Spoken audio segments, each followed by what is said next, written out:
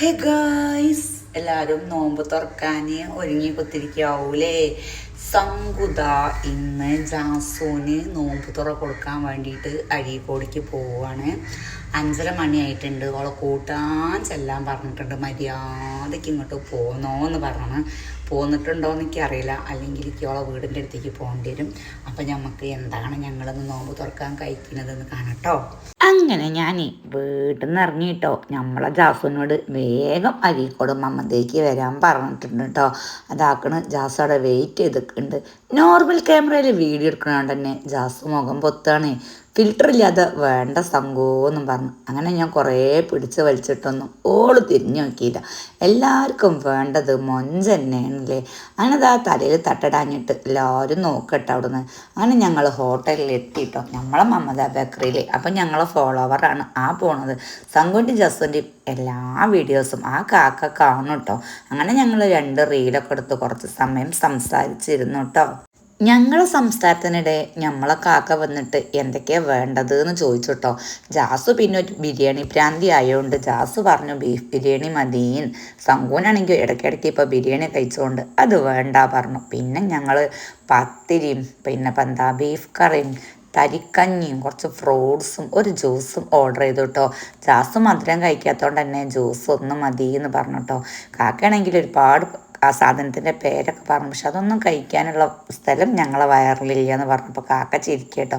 ഒന്ന് മതി എന്ന് പറഞ്ഞ് പോയിട്ടോ. അങ്ങനെ എല്ലാ സാധനങ്ങളും ഞങ്ങളെ മുന്നിലെത്തിയിട്ടോ. ഞങ്ങൾ ബാങ്ക് വിളിക്കായിട്ട് കാത്ത് നിൽക്കുകയാണ് കേട്ടോ. അങ്ങനെ ആയിക്കൂടെ പോയപ്പോൾ ഞങ്ങളെ നോക്കി പേടിപ്പിക്കുന്നുണ്ട് കേട്ടോ ഒരു കാക്കി. കാരണം എന്താ പറയുക, എൻ്റെ തലയിൽ ഷാളില്ലായിരുന്നു കേട്ടോ. ആർക്കും അറിയില്ലല്ലോ ഞാൻ ഹിന്ദു ആണ് എന്നുള്ളത്. അങ്ങനെ ഇതാക്കണം ഞാൻ തലയിൽ തട്ടിട്ടോ. ഒരിക്കൊരു സങ്കടം വേണ്ട, നമ്മൾ തട്ടിടാഞ്ഞിട്ട്.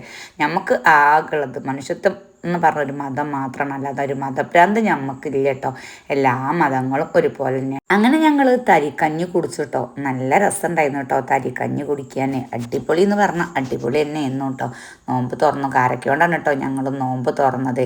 പിന്നെ ഞങ്ങളിതാ കട്ട്ലേറ്റ് കഴിച്ചിരുന്നു. ലാസ്റ്റാണ് കേട്ടോ തരിക്കഞ്ഞി കുടിച്ചത്. ഒരു രക്ഷയില്ലായിരുന്നു കേട്ടോ നമ്മളെ മമത ബേക്കറിയത്തെ തരിക്കഞ്ഞി.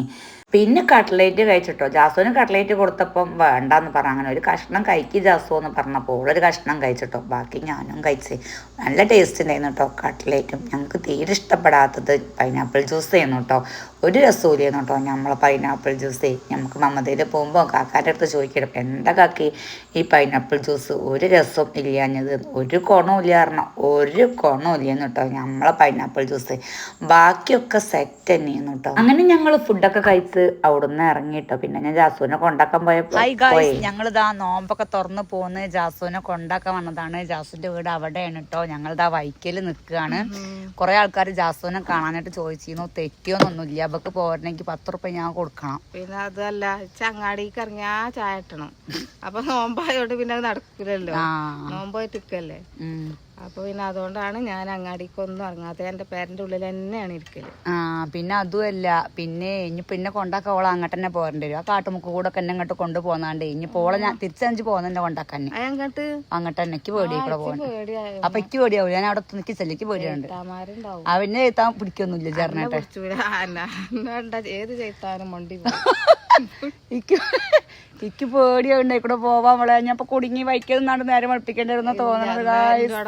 ഞാൻ ഇവിടെ പറയണ്ട ഒരു 10 റുപ്യ മുടക്കിക്ക വളർന്നപ്പോഴാണ്ട് കേൾക്കും. എത്ര എനിക്ക് ഇത്ര പൊരുത്ത് ഇത് 10 റുപ്യ കൊടുക്കാൻ ഉണ്ടാവുമ്പോ കൊടുക്കും. തേങ്ങ കൊടുക്കും. തേങ്ങ 4 വന്നില്ലല്ലേ ഞാൻ വിളിച്ചിട്ട് പൈസ ഇല്ലാറാണ് കൊത്തിരുന്നല്ലേ. ആരാ ജയിച്ചപ്പോ? ജന ജയിച്ചു. ഞാൻ കീഴടങ്ങല്ലാതെ നിവൃത്തിയില്ല. ഞാൻ അതിനെന്നെ നിന്നത്. ഇതിന്റെ വിളിച്ചും എന്നൊക്കെ അറിയാം.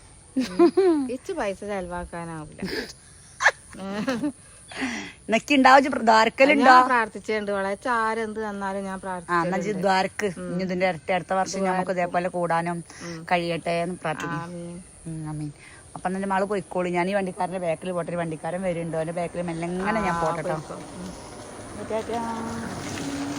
ഇൻഷാല്ലാ നമുക്ക് വീണ്ടും കാണാന്നുള്ള പ്രതീക്ഷയിലും പോവാട്ടോ.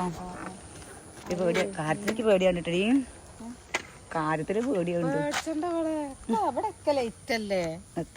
പോട്ടെ. ഇത് നേരെ തന്നെ പോലെ എന്നായിക്കോട്ടെ. See U.